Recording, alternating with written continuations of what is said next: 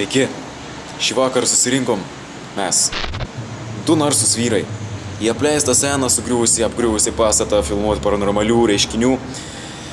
Ir tikriausiai mes dabar... Matei? What the fuck?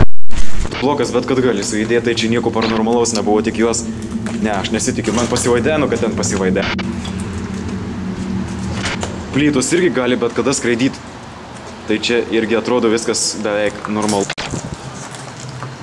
Sienos kiauros. Pizdu, einam toliau. Čia grafiti kažkokia, net nesuprantu. What the fuck? Kol nepašviečiau su prožektoriu, dar nesimatė to užrašo. O, čia jau kažką užfiksavom. Man jau baisu. Kažkaip jau. Palauk, nebijok. Aš žinau gerai vyraštį, kad nebijok. Taip, pasak man tą dalyką. Apsauti dvyriai su brožikais du, Sigis ir jie drąsūs abu, nei ragano, šmėklos, nei bongai LT, neprivers jau prišikti į batą. Iš karto man drąsiau. Tam tamsesniam guridriaus galėtų turbūt mūsų laukia vampyrai, ar net mirtis. Tai eikim pažiūrėti. Eikim ir pažiūrėkim.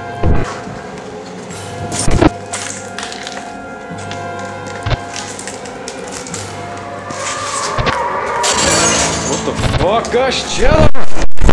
Lapai. Rūpnik, apsimes pagaliu. Malvakus atėmė.